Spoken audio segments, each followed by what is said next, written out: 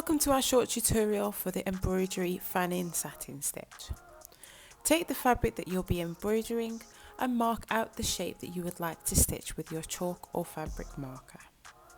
For this demonstration, I'll be stitching the petals of a flower. As you can see here, I've made 2 petals and a third in the middle, and I've also detailed the middle of each petal. You'll see how this is relevant shortly. I've chosen to use a matte pink crochet yarn that's about 1 to 2 millimeters thick, and I'll be using a number 20 chenille needle with the sharp end.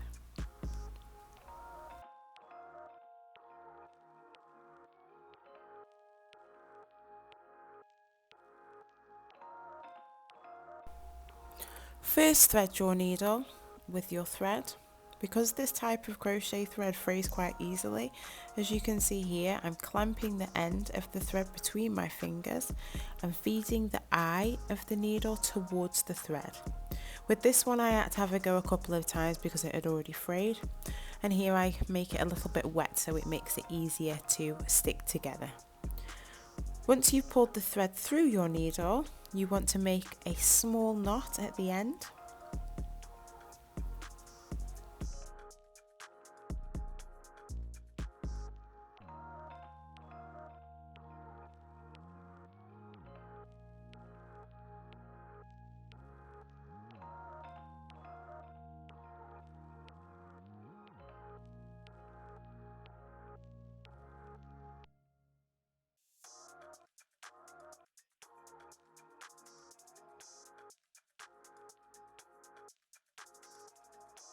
And for this stitch I want to use a single strand, so I let the end with the knot hang longer than the end without.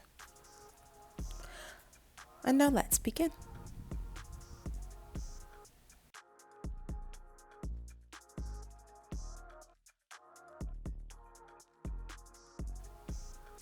To begin with this stitch, we identify 2 points on our design, the base point and the top point. Thread your needle from behind through the top point of your design and pull the thread through as far as it will go.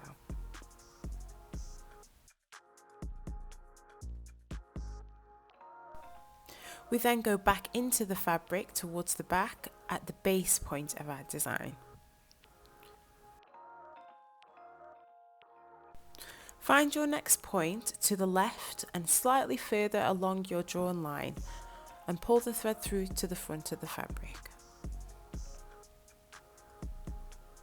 Then go back into the fabric at the same base point of your design.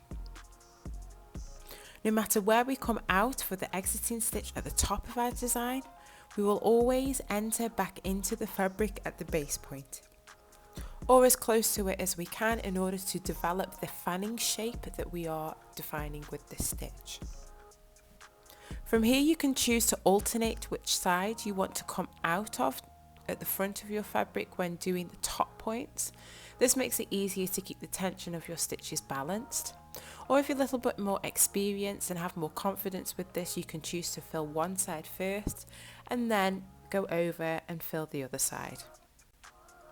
I do the balance method until I'm about halfway down each petal, and then I switch to finishing one side and then the other. This stitch can build up quite a bit of thread at the back, so be mindful when placing your stitches that the thread lays as flat as possible on both sides.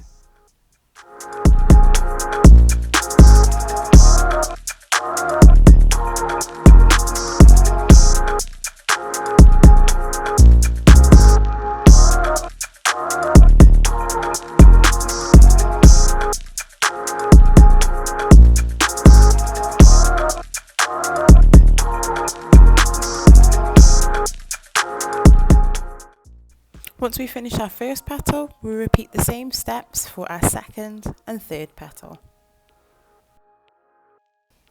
Once you've finished filling your design with the stitch, we can then secure our thread at the back of the fabric. You can do this by making a simple knot close to the back of the fabric, or you can weave a few centimeters of thread through the back of the stitches that you've just made.